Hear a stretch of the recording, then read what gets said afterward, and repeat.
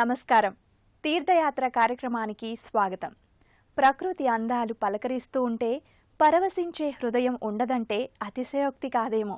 మానవులకే కాదు, చరాచర సృష్టికర్త కూడా ఒక్కోసారి తాను సృష్టించిన అందాలకు తానే మురిసిపోతాడట. అలాంటి ప్రదేశాలు ఎన్నో ఉన్నా నేడు మన తీర్థయాత్ర కార్యక్రమంలో మరో సుందర బృందావనం తిలకించబోతున్నాం. అదెక్కడో కాదు, పశ్చిమ గోదావరి జిల్లా పండిత విల్లూరు గ్రామంలో వేయించేసి ఉన్న శ్రీ మూలేశ్వర స్వామి, శ్రీ కేశవస్వామి వార్లు చారిత్రకంగా భక్తుల అభీష్టాలను నెరవేరుస్తూ చుట్టూ ఉన్న పచ్చదనాన్ని ఆస్వాదిస్తున్నారు. ఆ అందాలేంటో ఈనాటి తీర్థయాత్రలో మనము దర్శిద్దాం.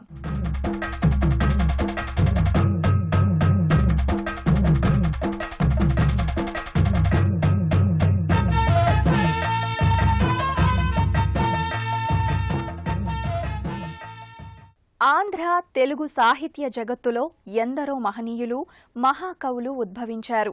బమ్మెర పోతన, అల్లసాని పెద్దన, శ్రీనాథ కవి సార్వభౌముడు, నంది తిమ్మన, గుర్రం జాషువా లాంటి పేర్లు తరచూ వినిపిస్తూ ఉంటాయి. ఆ కోవలోని మరో కవితా దిగ్గజం పాల్కురికి సోమనాథుడు. పండిత వంశజుడైన ఆ పాల్కురికి సోమనాథ కవిగారి కుటుంబం సుమారు 17వ శతాబ్ద కాలంలో ఈ అందాలొలికే ప్రాంతంలో ఇల్లు కావటం వలన ఆ ప్రాంతానికి పండితల ఇల్లు అన్న పేరు వచ్చింది. అటు తర్వాత మరికొందరు ఆ ప్రాంతానికి వచ్చి నివసించటం, అది ఒక ఊరుగా అభివృద్ధి చెందటం జరిగిందట. ఆ ఊరి పేరే పండితుల ఇల్లూరు. కాలాంతరంలో నేడది పండిత విల్లూరుగా స్థిరపడిపోయింది. ఆ కాలంలో ఈశాన్య భాగంలో ఓ చిన్ని దేవాలయం కట్టి శ్రీ మూలేశ్వర స్వామిని ప్రతిష్ఠించి అర్చించారట. ఆ వివరాలేంటో ఆ మూలేశ్వర స్వామిని మనం కూడా దర్శిద్దాం. ఓం నమః శివాయ, ఏమిటి నీ మాయ, ఓం నమః శివాయ, ఏమిటి నీ మాయ.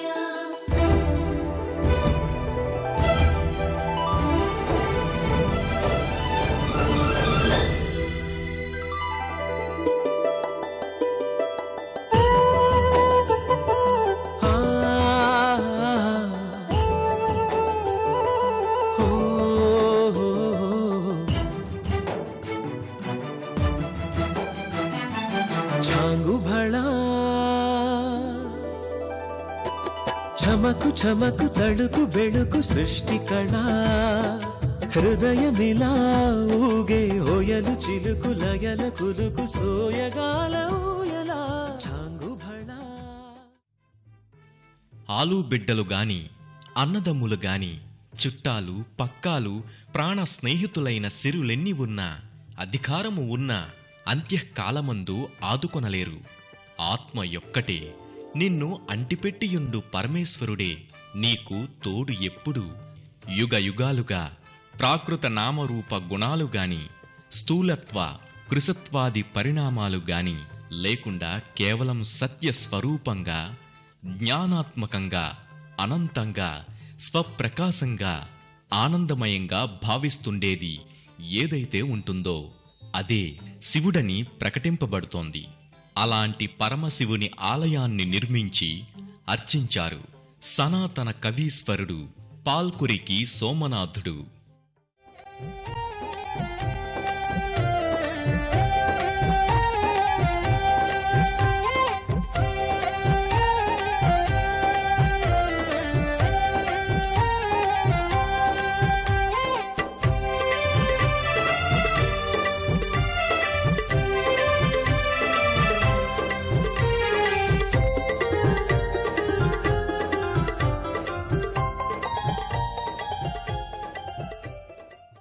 పచ్చని పంట పొలాలు, పుడిమె తల్లికి పచ్చ చీర కట్టినట్లు కంటికింపైన ప్రదేశం ఈ పండిత విల్లూరు.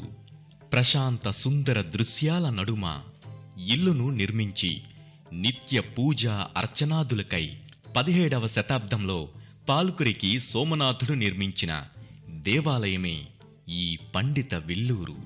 శ్రీ మూలేశ్వర స్వామి ఆలయం ఆనాడు ఓ చిన్న దేవాలయంగా నిర్మించి ఎంతో భక్తిభావంతో అర్చించేవారు. నేడు భక్తుల అవసరాలకు అనుగుణంగా ఆలయాన్ని విశాల ప్రాంగణంగా అభివృద్ధి పరిచారు. ఆంధ్రప్రదేశ్ దేవాదాయ శాఖ ఆధ్వర్యంలో శ్రీ మూలేశ్వర స్వామివారి దేవస్థానం భక్తుల పాలిటి కల్పవృక్షంగా వెలుగొందుతోంది. సుమారు 2 అడుగుల ఎత్తు, 3 అడుగుల చుట్టుకొలతలు గల శివలింగం ఎంతో దేదీప్యమానంగా కనిపిస్తోంది. ఇక్కడ ఆనాటి నుండి నేటి వరకు ఘనంగా అభిషేక అర్చనాది పూజలందుకుంటున్న శ్రీ మూలేశ్వర స్వామికి పంచామృత అభిషేకాలు జరిపి సర్వసుందరంగా అలంకరించి జరిపే అర్చనాది మంగళహారతి మొదలగు సేవా విశేషాలను తిలకిద్దాం.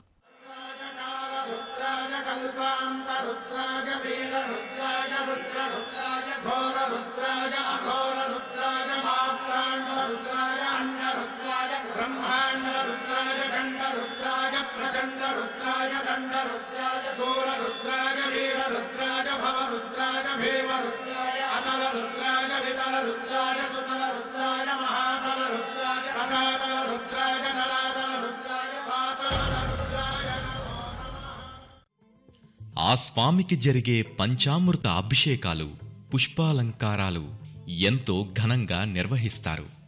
నిరంతరం పరమేశ్వరుని అంటిపెట్టుకొని స్వామి సేవకై ఎదురుచూసే బసవయ్య ఆ అలంకారాలను తిలకించి భక్తులతో కలిసి తన్మయత్వం పొందుతాడు.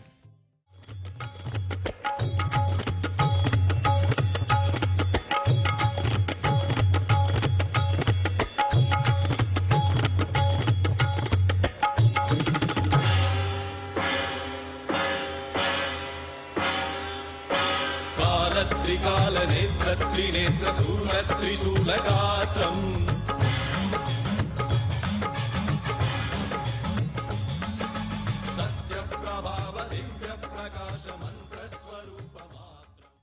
ప్రతి మనిషికి ఒక ఇల్లు, ధర్మపత్ని, పిల్లలు ఉన్నట్లే మనందరికీ తండ్రైన పరమశివుని పంచాయతన పరివార మందిరాలు ఇక్కడ కనిపిస్తాయి. ఇక్కడ అమ్మవారిని శ్రీ ఉమామూలేశ్వర స్వామి అని పిలుస్తారు. ఈ దేవస్థానంలో దర్శనీయమైన ఉపాలయాలు, వాటి విశేషాలను తెలుసుకుందాం.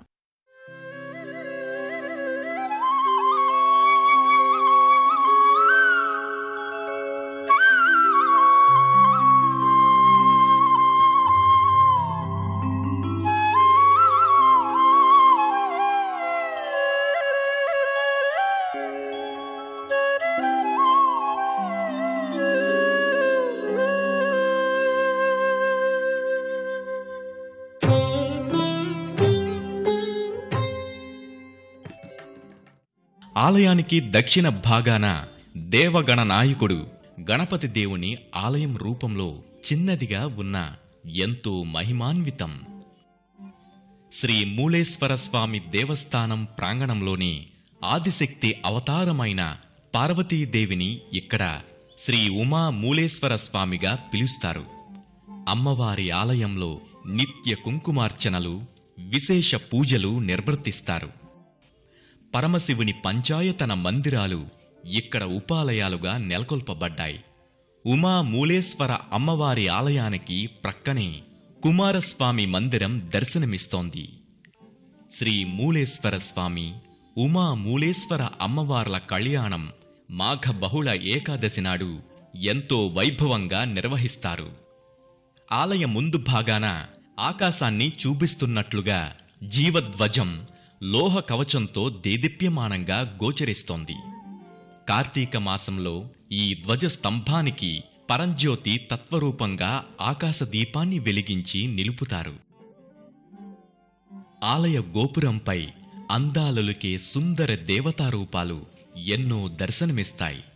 శ్రీ కాళహస్తి రూపాలు అంటే సాలెపురుగు, దేవతా సర్పము, ఏనుగు, ఈ 3 జంతువులు పోటీపడి పరమేశ్వరుని అర్చించి ముక్తికి పొందిన వైనం అమోఘం.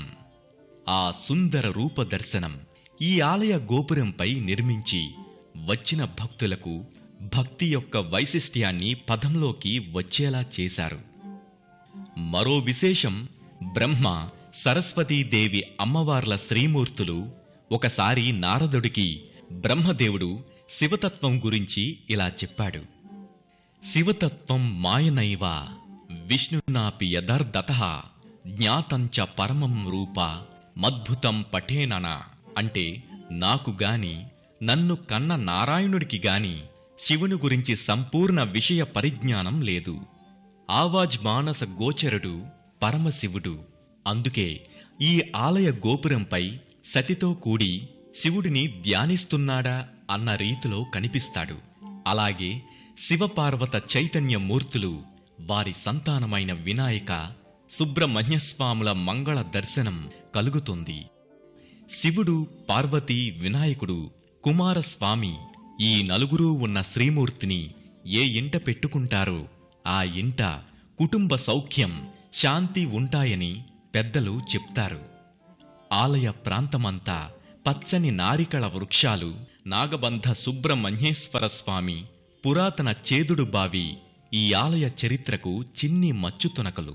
గోదావరి నదీ తీరాన్ని మూలేశ్వర స్వామి ఆలయ ప్రాంతంలోనే నెలకొన్న మరో ఆలయం శ్రీ కేశవస్వామి ఆలయం. ఈ ఆలయానికి ఓ చరిత్ర ఉందండోయ్. 17వ శతాబ్ద కాలంలోనే ఆ ప్రాంతాన్ని పరిపాలించిన ప్రభువులు శ్రీ భూపతిరాయ నరసింహరాయ్ రాజుగారికి స్వప్నంలో ఆ వైకుంఠవాసుడు కనిపించి ఈ పవిత్ర ప్రాంతంలో ఆలయం నిర్మించి కేశవస్వామిని ప్రతిష్ఠించమని చెప్పాడట. అలా ఏర్పడ్డ దేవాలయమే ఈ కేశవస్వామి ఆలయం. శివకేశవులు ఇరువురూ వెలసిన పుణ్యభూమి ఈ పండితుల విల్లు. అదే ఈనాటి పండిత విల్లూరు. మరి ఆ కేశవయ్యను తిలకిద్దాం పదండి.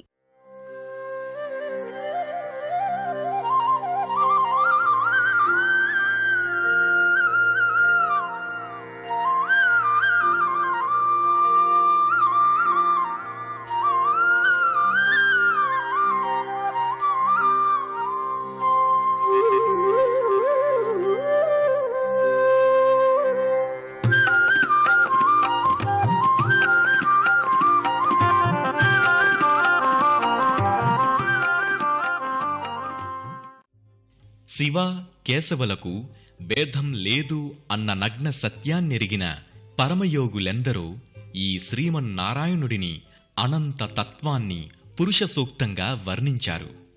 సహస్రశీర్షా పురుషః సహస్రాక్షః సహస్రపాత్ స భూమిం విశ్వతో భృత్వా అత్యతిష్ఠద్దశాంగుళం పురుష ఏవేదగుం సర్వం యద్భూతం యచ్చ భవ్యం ఉతామృతత్వస్యేషానః యదన్నేనాతిరోహతి.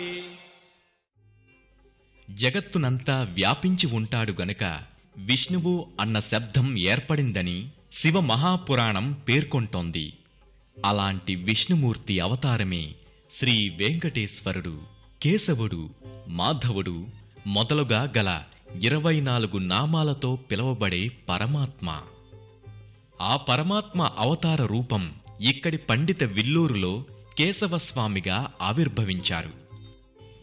పండిత విల్లూరు శ్రీ కేశవస్వామి ఆలయ విశేషాలు ఎన్నో ఉన్నాయి. అనాదిగా ఎందరో మహాభక్తులకు శ్రీమన్నారాయణుడు కష్ట పరిస్థితుల్లో శరణాగతితో వేడుకున్న వారిని ఉద్ధరించారని శ్రీ మహాభాగవతం పేర్కొంటోంది. ధ్రువుడు, గజేంద్రుడు, ప్రహ్లాదుడు లాంటి మహాభక్తుల కథలు ఇందుకు నిదర్శనాలు. పండిత విల్లూరు కేశవస్వామి ఆలయంలో భక్తులు ఎంతో భక్తి శ్రద్ధలతో అర్చిస్తారు. దివ్యాలంకార భూషితుడైన కేశవస్వామి గోద్వార తీరంలోని పండిత విల్లూరులో ఆవిర్భవించటం వెనుక ఓ విశేషం ఉంది. 17వ శతాబ్దంలో ఈ ప్రాంతాన్ని పాలించిన భూపతిరాయ్ నరసింహరాయ్ అన్న రాజుకు స్వప్నంలో దర్శనమిచ్చారట ఈ కేశవస్వామి. ఇక్కడే ఆలయాన్ని నిర్మాణం గావించి స్వామి పూజాదికాలకై 20 ఎకరాల భూమిని ఆలయానికి ఇచ్చారట. అందాలొలికే కేశవస్వామికి జరిగే పూజలు, మంగళహారతులు ఎంతో మనోహరంగా గోచరిస్తాయి. జయ విజయాలు ద్వాల పాలకుల్లా స్వామిని సేవిస్తుండగా రజత రుద్రాక్ష మండపంలో వెలుగొందే శ్రీ కేశవస్వామి, శ్రీ మహాలక్ష్మి అమ్మవార్ల శ్రీమూర్తులు కన్నులకు మనసుకు ఆనందాన్ని కలిగిస్తాయి. ఇక్కడి శ్రీ మకరత మహాలక్ష్మి అమ్మవారు పట్టుచీర, వివిధ ఆభరణాలు, పుష్పమాలకలతో ఎంతో మనోహరంగా గోచరిస్తారు.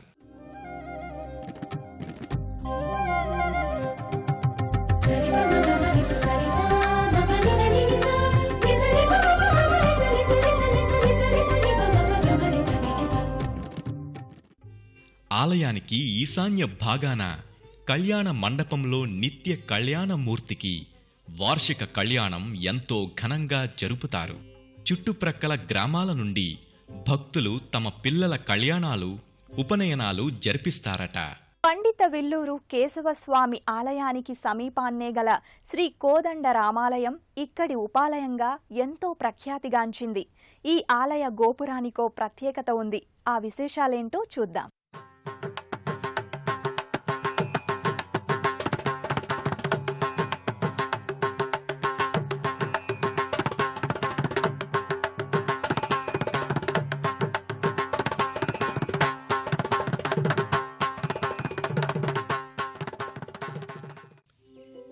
ఇక్కడి శ్రీ సీతారామ లక్ష్మణ ఆంజనేయ స్వామి ఆలయం ఎంతో విశేష ఆలయం. ఎంతో అరుదుగా కనిపించే శ్రీ సూర్య భగవానుడి రూపం ఈ ఆలయ గోపురంపై కనిపిస్తుంది. సప్త అశ్వములను సంధించిన సూర్య రథాన్ని అనూరుడు అన్న సారథి తోలుతున్నట్లున్న రూపాలు ఎంతగానో ఆకర్షిస్తాయి. శ్రీరామచంద్రుడు హృదయానికి హత్తుకొని నా ఆప్త మిత్రుడవు అని ప్రశంసలు కురిపించిన రామభక్త హనుమ మందిరం భక్తులను ఆకర్షిస్తోంటోంది. సంటటాలను తొలగించమని ఆర్తితో వేడిన భక్తులకు అభయవరదుడైన హనుమ ఎంతో సుందరంగా కనిపిస్తారు. రామాలయ గోపుర అందాలు నిజంగా దర్శించాల్సిందే. ఆలయ ముందు భాగాన దేవ మానవలోక అనుసంధాన ధ్వజం, ధ్వజస్తంభం చుట్టూ ప్రదక్షిణలు చేసి ఆనందిస్తారు భక్తులు. రఘువంశసుధా బుద్ధిచంద్రశ్రీ రఘువంశసుధా బుద్ధిచంద్రశ్రీ రామ రామ రాజేశ్వర రఘువంశసుధా బుద్ధిచంద్రశ్రీ. పండిత విల్లూరులోనే ఈ శతాబ్దంలో నిర్మించిన గ్రామదేవతల ఆలయాలు శ్రీ షిరిడి సాయినాథుని మందిరం దర్శనమిస్తాయి. ఆ భగవన్మూర్తులను కూడా దర్శించుకుంటే ఈనాటి మన తీర్థయాత్ర సంపూర్ణమవుతుంది. ఎంతో పుణ్యభూమి, తపోక్షేత్రం అయిన ఈ ఆలయాల దర్శనం నిజంగా తీర్థయాత్రే. ఈ ఆలయాల సమీపంలోనే గల గ్రామదేవతలైన కట్టమ్మ, ముత్యాలమ్మ, మారెమ్మలకు మంగళహారతులు ఇచ్చి తమను, తమ గ్రామాన్ని పాడి పంటలతో సంతోషంగా ఉండేలా చూడమని ప్రార్థిస్తారు ఇక్కడి భక్తులు. ఇక్కడే వెలుగొందుతున్న నాగమయ్య పుట్టకు ప్రదక్షిణలు చేస్తే సంతాన ప్రాప్తి కలుగుతుందని ఇక్కడి భక్తుల నమ్మకం.